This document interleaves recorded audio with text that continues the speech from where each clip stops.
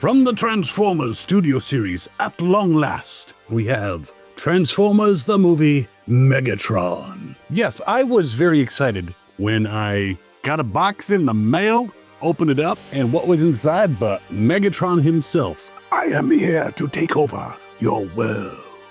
Well, I hope not, because, then again, would it really be that bad?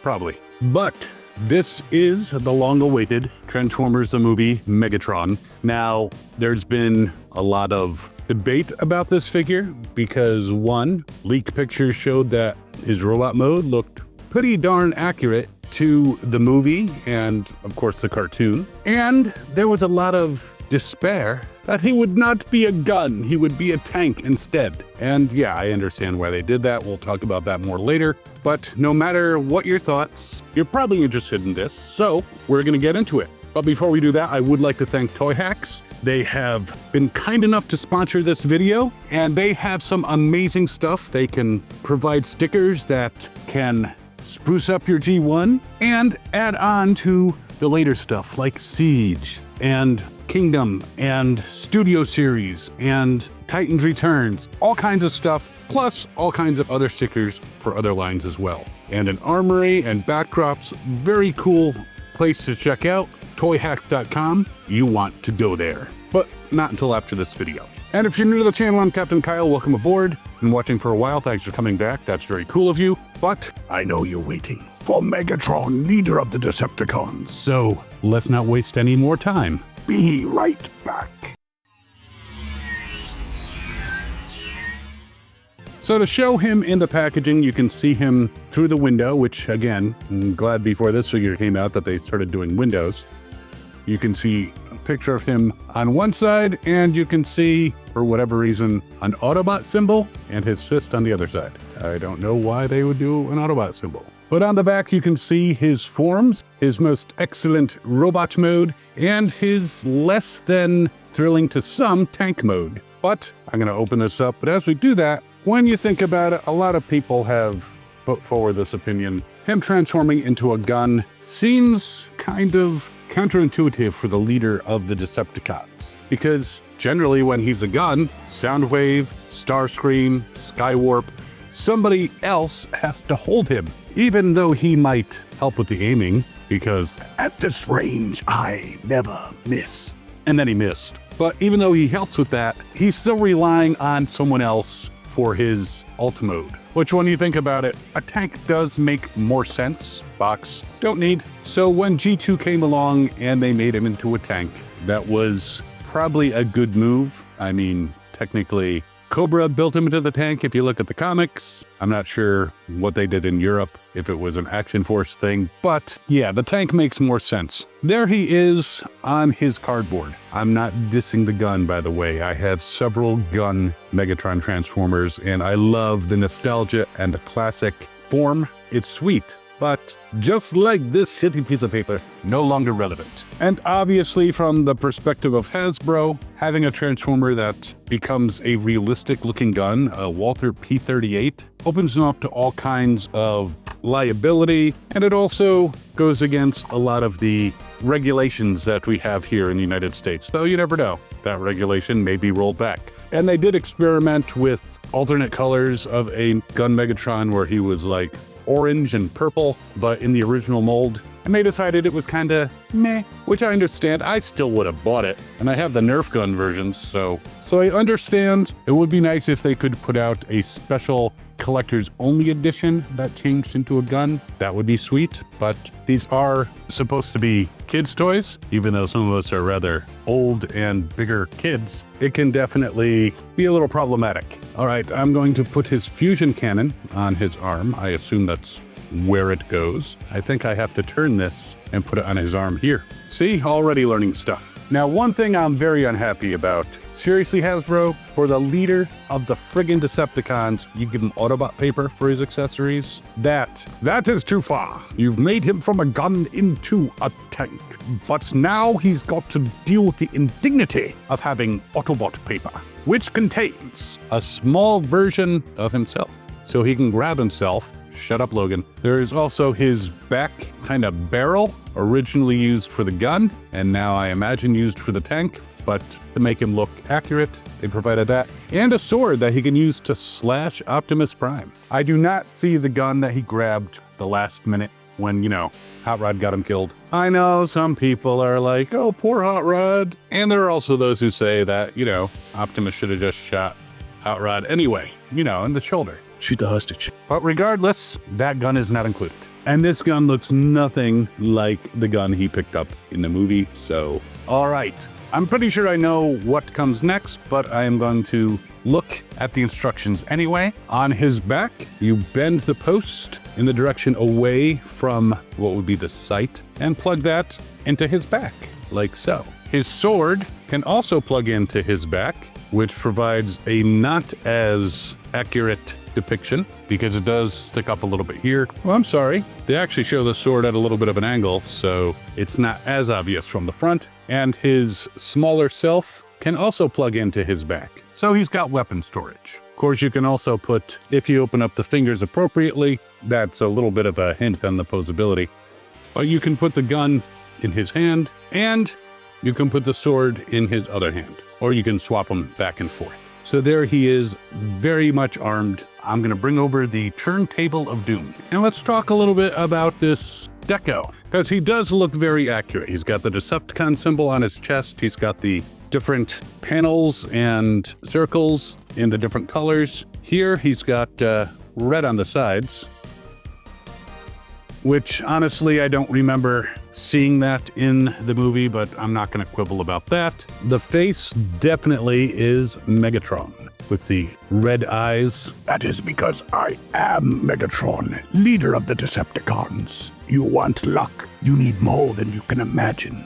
Optimus Prime. Big ass fusion cannon on his arm, which is, pretty accurate. And the front overall looks really good. Now, when you look at the back, you've got the barrel sticking up, but you can see treads here. So that's where the illusion of him being G1 entirely kind of goes away. But for the most part, he is accurate, forward-facing in the movie. Die, Autobots! So I'm liking it. I'm going to remove his little self out of his hand because he could go blind. Yeah, I know. And again, as far as accurate looking Megatrons, this is even a little bit closer looking, I think, than the Masterpiece versions. The only way you can get closer is if you have a non-transforming one like a Blockies or remember the Red series that was for a little while at Walmart, and I'm sure other retailers in other countries, and maybe the Action Master. But yeah, I think he looks pretty dang nice. And the red on his joints, the gray, very nice. Let's check out some poseability. And the first thing, we will check out some ankle swiveling, which is super generous. In fact, more generous than it needs to be. So we'll just move it out to where it can practically be used. So very nice ankle swivels, very wide stance. Now he's got these side covers, which are kind of, I think, normal for him. Because if you've been watching my videos, you know the next thing I need to check. Toes up, full Jean-Claude Van Damme. Not a problem. And that's even with the hips not quite the same way, but very good. Now he can kick forward. Now they're not plates that lift up, they're plates that are attached to his leg. So when you kick, they automatically move out of the way, and he can kick pretty dang high. As far as backwards, he can kick not as high, but pretty dang high in the back too. Side kick, well, as you can imagine, nice side kick, full split, there you go. Bends at the knee, a little bit more than 90 degrees actually. So you can definitely knee somebody where it hurts. Swivels all the way around. The swivel is located right below the hip, right at the top of the leg. Twisting at the waist, all the way around. Very nice. Arms all the way around. Bends at the elbow. I'm going to take off his fusion cannon just to show that the swivel can move quite a bit. He also has the kind of like butterfly style, I think that's what they're called. You can bring back his arms a little bit, at least on one side. Yeah, so his shoulders can move forward. And so he can basically touch his fingers. So that is what the joint looks like on the back. It's a little bit different on the left side as to the right. The right, you can actually bring the shoulder back further, but I think that's part of the transformation. So, and the left shoulder does not go as far back as the right, but again, quibbling little itty bitty stuff. The arms can also go out to the side very nicely. He can raise his hands if he wants to let it go or let it show. can even kneel down and throw his hands in the air like he just don't care. I just did that so I didn't have to move the camera. Change the zoom. His head can turn all the way around. He also can kind of nod a little bit back and forth. So I'm going to put his fusion cannon back on. The other weapons I'm going to leave off. And before we get into his alt mode, and I accidentally moved this plate to the back, which I imagine is probably part of the transformation, I do want to show a couple size comparisons because, of course, I wanted to break out the Studio Series 86 Optimus Prime. So unlike some Megatrons, this one is the same height. So when they fight, there's no height disparity, so they can definitely look into each other's eyes. The music can play, and then... You didn't catch me playing with my dolls!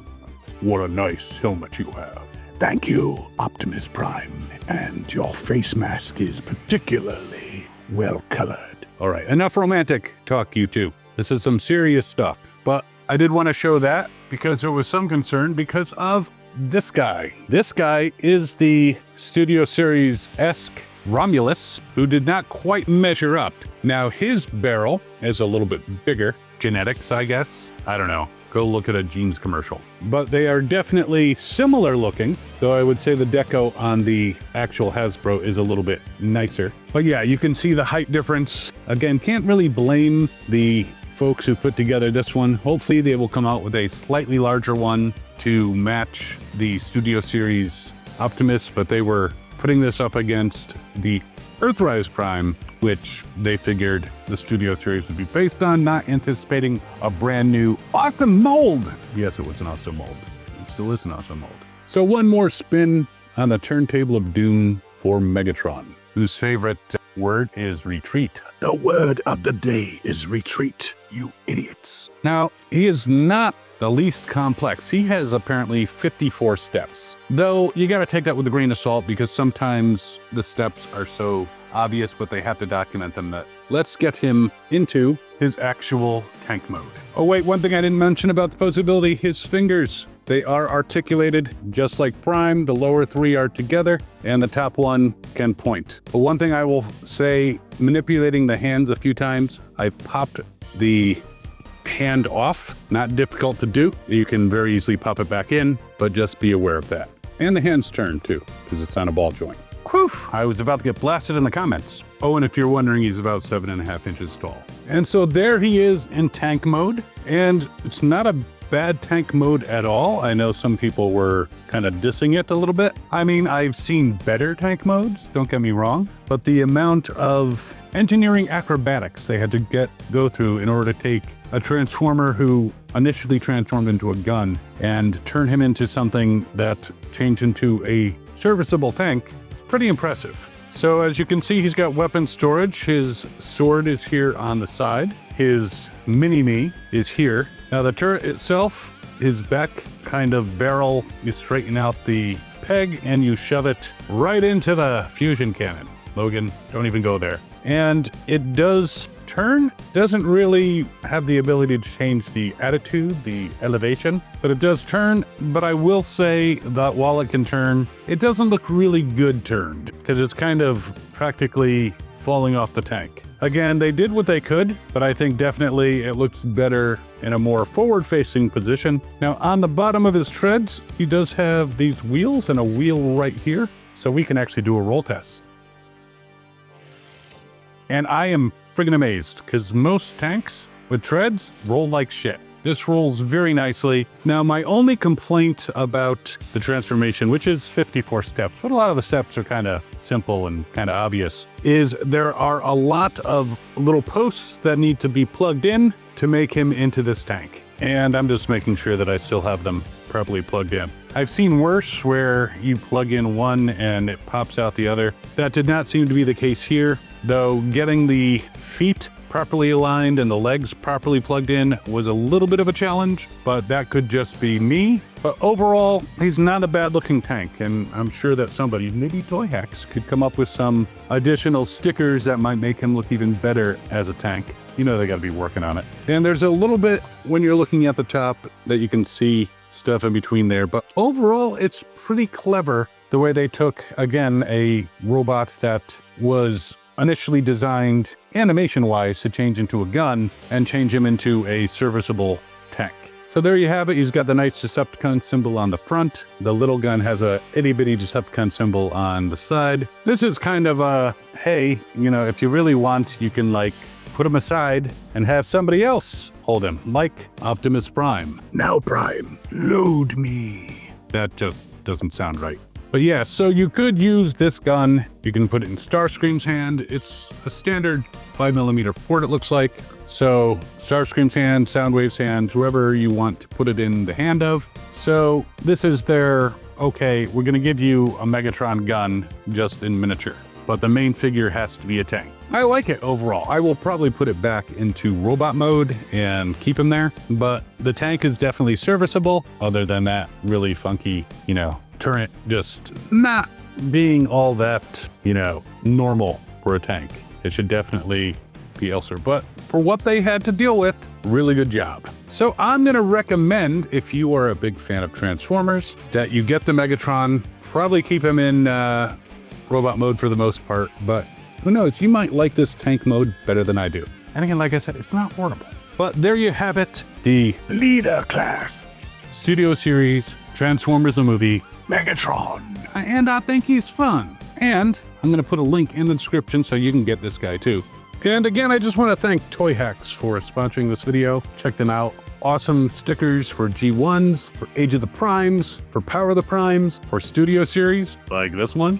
Other amazing stickers, an armory, and amazing backdrops. Check them out at toyhacks.com. And if you're having fun watching these videos, by all means, feel free to subscribe. That would be totally awesome. And while you are mulling over whether or not you want to get the Studio Series Megatron, there's also this review over here of the Studio Series Optimus. My nemesis. Worth checking out. And we will see you next time. As always, have fun and good hunting.